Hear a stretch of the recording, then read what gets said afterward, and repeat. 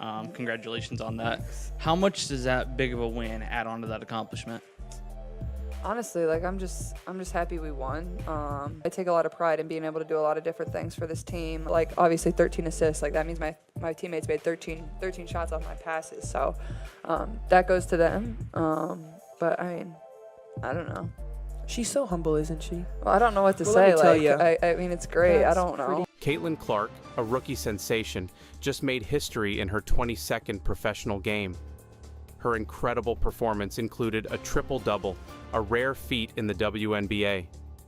Undeterred by the challenge, she poured in 19 points, dished out 13 assists, and grabbed 12 rebounds, leading her team to victory against the league-leading New York Liberty. Her impact was felt on both ends of the court as she showcased her all-around skills. From draining a long-range three after a well-set screen to driving for a smooth right-handed layup, Caitlin's offensive dominance was on full display. She then put the game out of reach with a pair of silky, smooth step-back threes. Though the Liberty briefly reclaimed the lead, Caitlin quickly regained control, orchestrating a series of beautiful passes to secure the win. Her humble reaction after this historic achievement underscores her exceptional talent and team-first mentality. In the latter half, Caitlin continued to find open teammates for easy baskets, like this bounce pass to Aaliyah Boston. Soon after, she displayed her finesse around the rim with consecutive floaters. With the team down by 3 and under 3 minutes left, Caitlin grabbed a rebound and quickly got the ball to Kelsey Mitchell in the corner, who then tied the game at 75. In the most crucial possession, it was Lexi Hull who scored the game-winning layup thanks to another Caitlin Clark assist. Caitlin's performance proved she was the best player on the court that day, showcasing her passing skills and ability to impact the game beyond just scoring. Her critics often argue that without her scoring prowess, she would be nothing, but this game showed she can contribute in multiple ways, not just by jacking up long bombs like Steph Curry. Caitlin has demonstrated her versatility and well-rounded skills on the court, as evidenced by her recent triple-double performance. This is not a one-time occurrence, but rather a reflection of her consistent ability to excel in various aspects of the game. Throughout her basketball career, she has racked up an impressive 18 triple-doubles, with 17 of them recorded during her college days in Iowa, where she routinely combined her prolific scoring with significant contributions in rebounding and assists. Her latest triple-double may have surprised some, but for those who have followed her journey, it is simply a testament to her exceptional talent and well-rounded game. Caitlin has the potential not only to become the greatest scorer in WNBA history, but also to solidify her place as the greatest all-around player in the league. Caitlin's impressive triple-double stats highlight her growing influence in the league.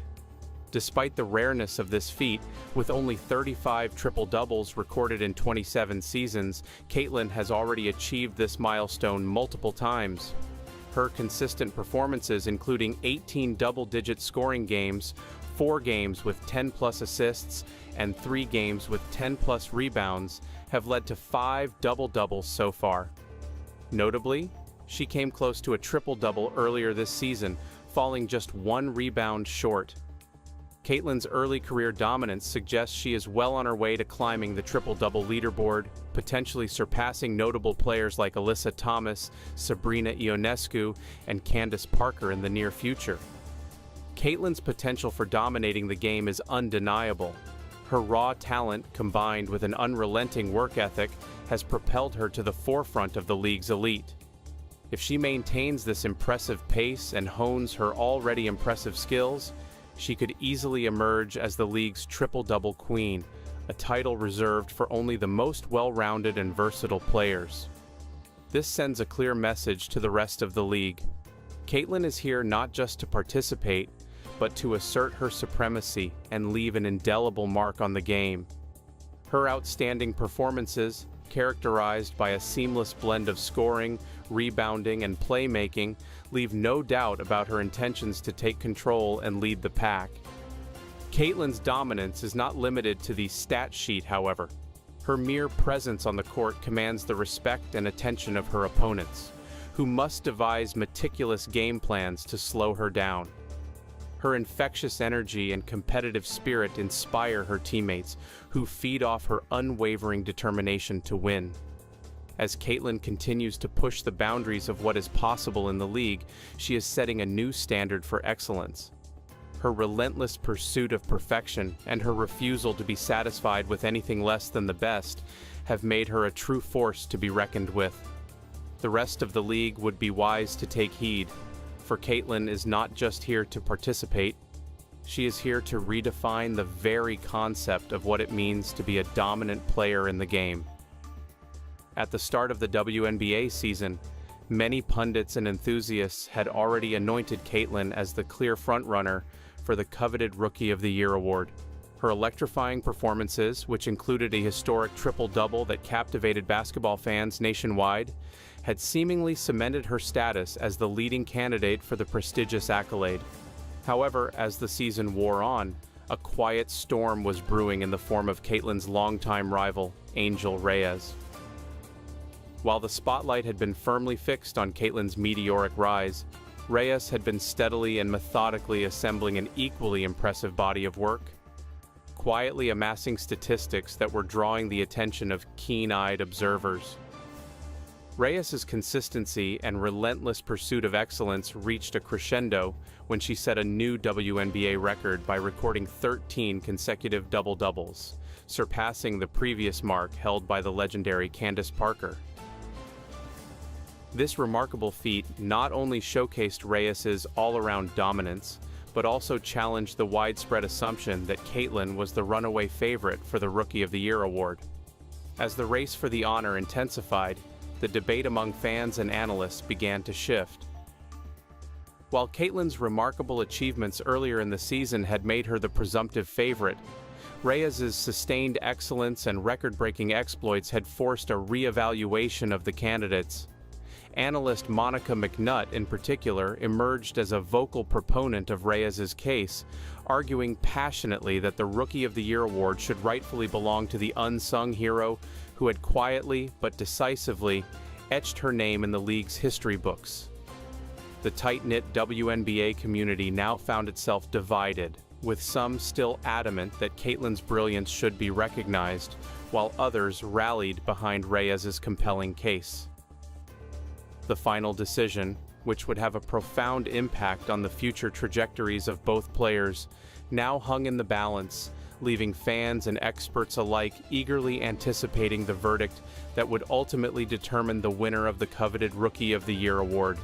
NBC. My Rookie of the Year is going to go based on the standing. Okay. Because I think that is how you have the opportunity to measure impact. And the sky's right above them. And the Sky right now are in the playoffs, so you'd have to give the nod in my mind to Angel Reese. Look, the double-double streak that she's rocking and rolling, chasing down, 12 double-doubles to start is the record that spanned over 2 seasons. She's already gotten to 11. I think when you sit back and you look at what's around her, head coach Teresa Weatherspoon in her first year, there's not another #1 draft pick on that roster currently. There's not another all-star on that roster currently from years past. Given the current Rookie of the Year predictions, it's puzzling to witness such a substantial gap between Caitlin and Angel, as the contest appears to be much tighter than the odds imply. The Rookie of the Year award is one of the most prestigious individual accolades in the WNBA, recognizing the most outstanding first-year player in the league. This year, the race for the honor has been particularly close, with both Caitlin and Angel emerging as strong contenders. Initially, the rationale for selecting Angel over Caitlin was grounded in their respective team records, with the Chicago Sky positioned for the playoffs while the Indiana Fever were not. The conventional wisdom held that a player's individual achievements are often judged within the context of their team's success, and a playoff-bound squad would give Angel the edge in the voters' minds. However, the tables have now turned, with the Fever climbing above the Sky in the 7th spot of the playoff standings. This dramatic shift in the team's fortunes raises the question of whether the original reasoning for choosing Angel should now be reconsidered in favor of Caitlin. One could argue that basing the Rookie of the Year decision solely on the records of teams vying for the 7th and 8th playoff positions, with only a narrow margin between them, seems like a rather weak justification. Both the Sky and the Fever are hovering around the 500 mark, and their records are not necessarily a true reflection of the individual players' performances and impact on their respective squads. Additionally, the gap in the standings could be attributed to various factors, such as team chemistry, coaching decisions, and injury concerns, rather than solely the abilities of the rookie candidates. Furthermore, a closer examination of Caitlin and Angel's individual statistics might reveal a more nuanced picture. Perhaps Caitlin's contributions to the Fever's resurgence have been more significant, or her overall impact on the game has been more profound. Despite her team's initial struggles, it is essential to consider the holistic picture, including the players' scoring averages, defensive prowess, efficiency, and their respective roles within their team's systems. In the end, the Rookie of the Year award should be a recognition of the player who has demonstrated the most impressive individual growth and contribution to their team's success, regardless of the team's final standings. The WNBA's voting panel must carefully weigh all the factors at play and make a decision that truly reflects the spirit of the award and the level of excellence displayed by both Caitlin and Angel throughout the season. If you ask me, the team's overall record is not the most crucial factor in determining the Rookie of the Year award in this particular debate. While a team's success can certainly bolster a player's case, it is ultimately the individual statistics and on-court impact that should be the primary considerations. The players' individual numbers and their tangible contributions to their respective teams are what truly matter when evaluating the top rookie performers. When we look at the numbers alone, it becomes quite clear who the standout rookie is in this race. Caitlin's statistical output across the board simply outshines that of her rival, Angel. Caitlin's scoring average, field goal percentage, assists, and defensive metrics all surpass Angel's in most major statistical categories. The only areas where Angel holds a slight edge are in rebounds and steals per game. However, Caitlin's all-around impact and two-way dominance on the court make her the more deserving Rookie of the Year, in my humble opinion. Her ability to stuff the stat sheet while also anchoring her team's defense is truly remarkable for a first-year player. Caitlin's versatility and consistent production on both ends of the floor elevate her above Angel's impressive individual performance. That's not to take anything away from Angel's stellar rookie campaign. She has undoubtedly been a revelation and a key contributor to her team's success this season. Angel's combination of scoring punch, rebounding prowess, and disruptive defense has been a major factor in her team's surprising run. But when you look at the totality of Caitlin's impact and her dominance of the statistical leaderboards, it's difficult to make a case for anyone other than her as the Rookie of the Year. Ultimately, while both players have enjoyed excellent inaugural seasons, Caitlin's well-rounded brilliance and statistical superiority in most categories give her the clear edge in this debate, in my professional opinion. Ultimately, based on the stats and factors I've considered, who do you think should be named the Rookie of the Year? Caitlin Clark or Angel Reese? And do you believe Caitlin has the potential to become the triple-double leader in the next 2 seasons? Let me know your thoughts in the comments. So, that's it for now. I appreciate you tuning in, and I look forward to catching up with you again soon.